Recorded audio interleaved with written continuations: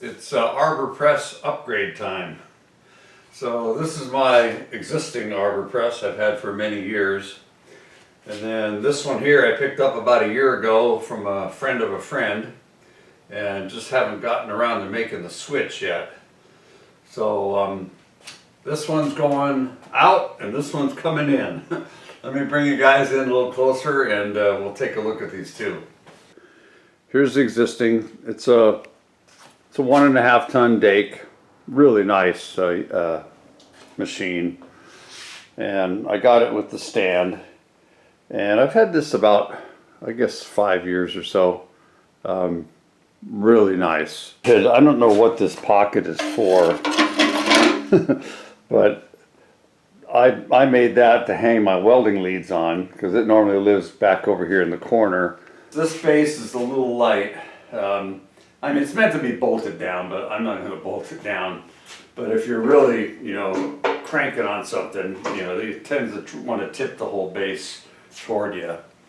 I'm going to make a little wider and longer in the front base to kind of help that out, and maybe put some leveling feet on it as well. About 10 inches of usable travel, where this one, about 17 inches, so that's going to be much more useful. If I get this done in time, I'm going to be bringing this old one to the swap meet at the Summer Bash. Just a heads up. I'm going to try to get this hand wheel off first. We've got a set screw back here. Holy moly. There we go. We're going to use a little croil down in there.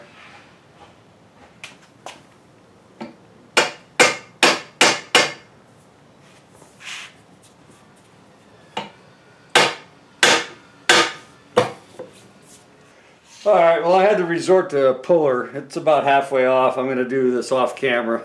I got a towel down on the ground in case it drops. I don't want to end up cracking it or breaking it. Alright, I'll bring you guys back. Here's an example of why you want a dimple or a flat for your set screw to engage. I mean, this thing's just been working back and forth. I mean, it almost looks like a machine groove, but that's just from the set screw slipping back and forth. And then we got similar damage, probably from the chips inside the bore. So I'll have to get that cleaned up, and I'll either put in a dimple, a flat, or maybe even a key when we go back together. Alright, so we got that wheel off. We got to get this collar off next. I got some help. So Ethan's gonna come around the other side so they can see what you're doing. Oh, look at that. That made all the difference in the world, huh? Yep. Okay, alright, good. Now, pull that off. Yeah, this is heavy. Let me get this one, okay? Alright. Can I pull that out? Take a look at it. Okay, that's not going to come out. That gear is part of the shaft, so it's not going to come out. We can take this pin out right there, okay? You get a wrench for that. Oh. Here, I should let you loosen that up. See if you can loosen that screw up. Up, other way. It's lefty-loosey. Okay, you alright? Yep. Okay, see, it's probably finger tight now. See if it'll, there you go.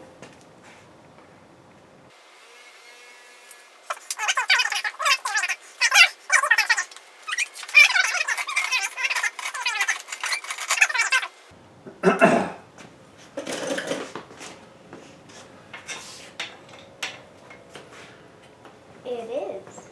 Okay.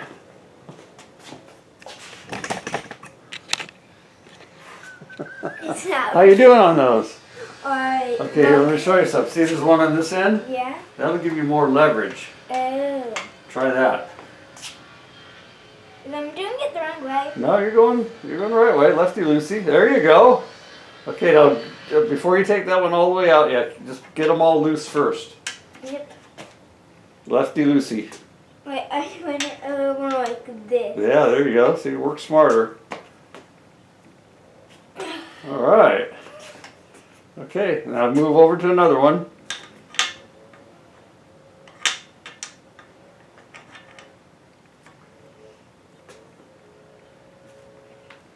Okay, now go do another one.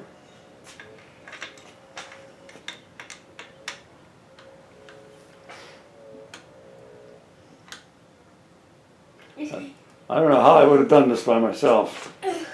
Okay, go do another one. You don't want to take them all out until you get them all loose first. Yeah.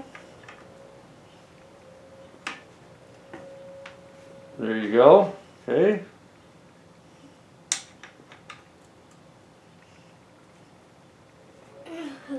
All right. Now you can take them all the way out. Leave one on the top. And if you use the other end of the wrench, it'll go quicker. Okay.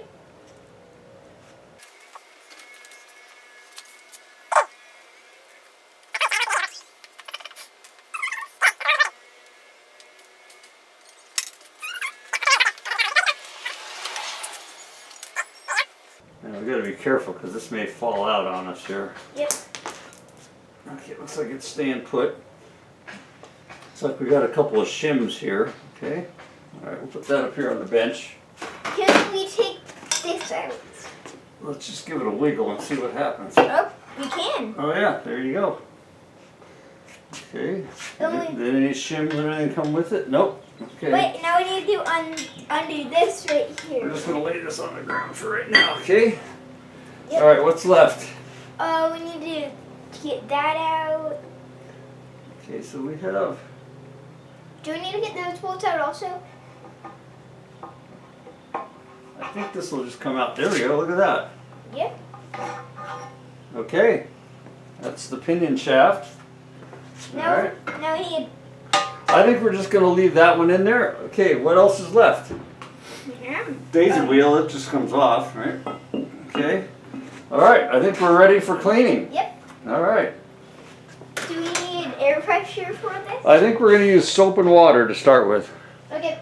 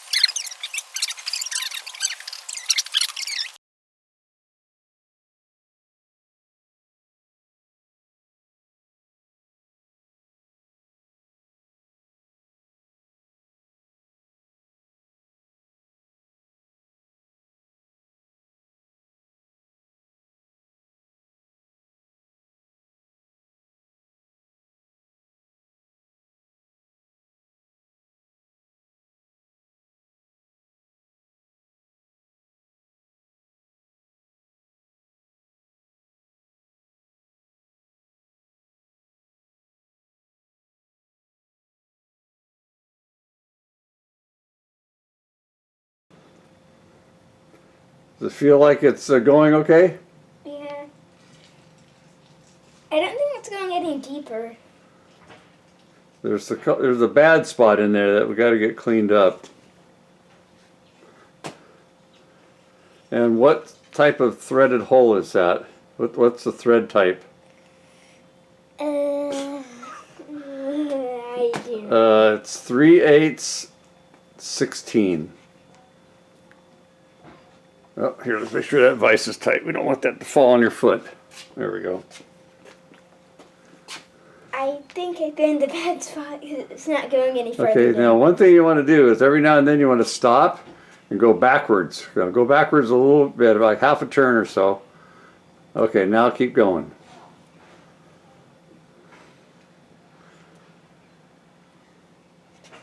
That thread was definitely messed up, huh? Yeah. Yeah, you must be to the bad spot. Alright, stop and go backwards again, half a turn. Like that? Yep, that's called breaking the chip. Alright, you're doing good. Let's take a look inside the hole there and see how far in you are. Oh, I'm through. Okay, give it one more turn. One more full turn. Other way, other way. Okay, I think you're good. See how it feels much easier now? Yep. Okay, all right, go ahead and unscrew it.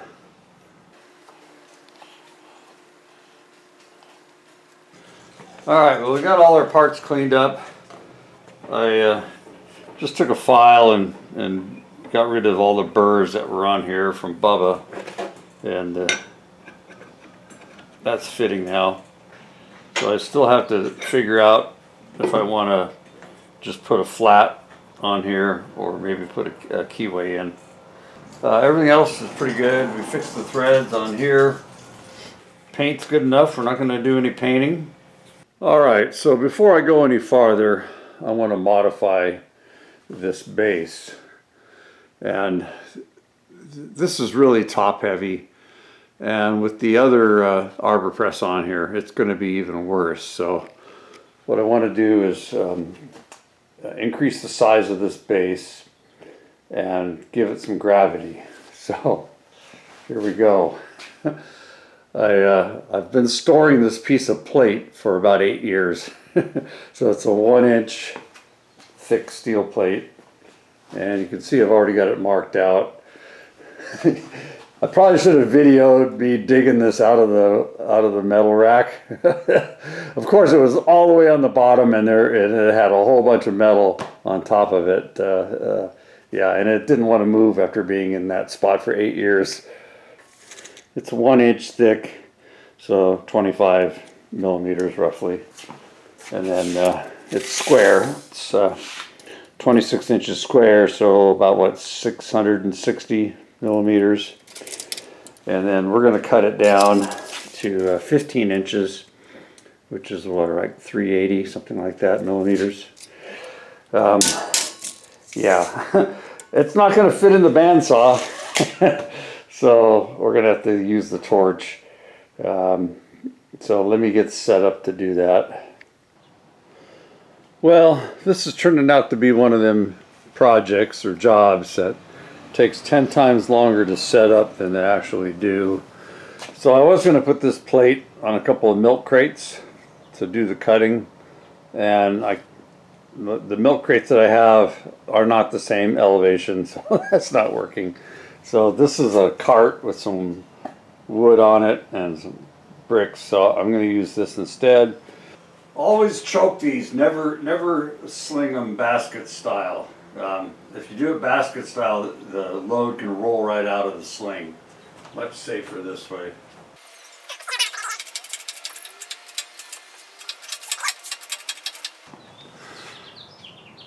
$87 pounds. Sure feels heavier than that, but oh yeah. So I was thinking, man, I must really be getting weak. I had it on kilograms, so it's 192 pounds. So that's way more than I guessed. Originally I guessed 100 pounds.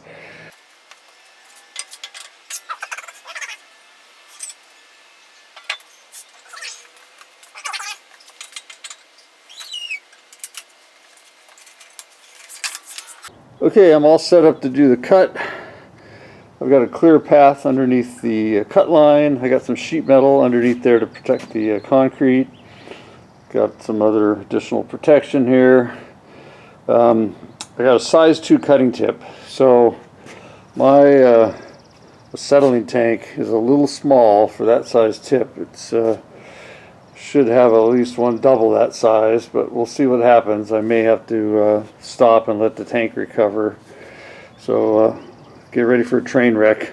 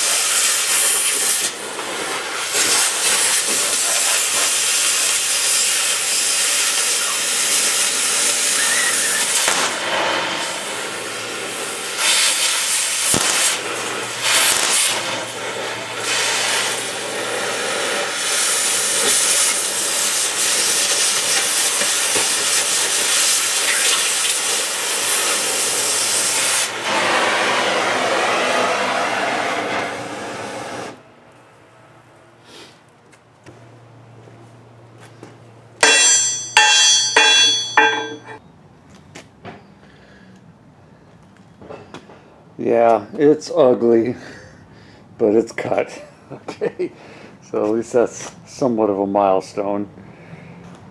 All right, let me put you guys on the tripod for a second.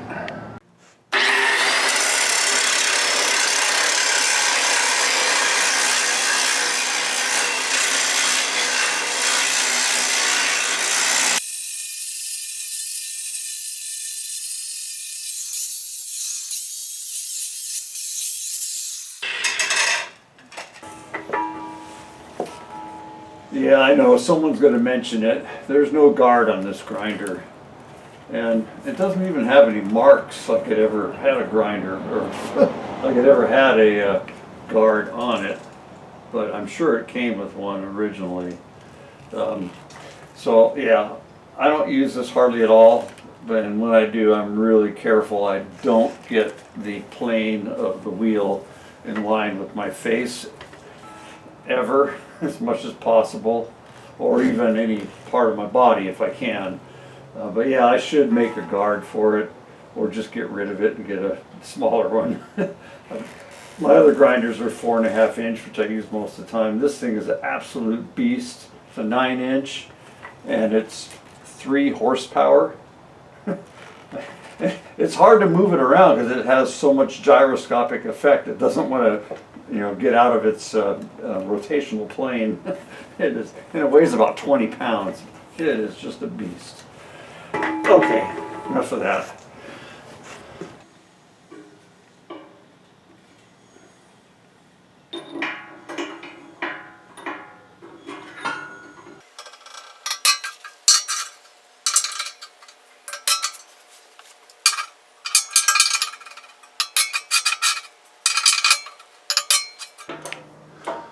Got a new crane operator.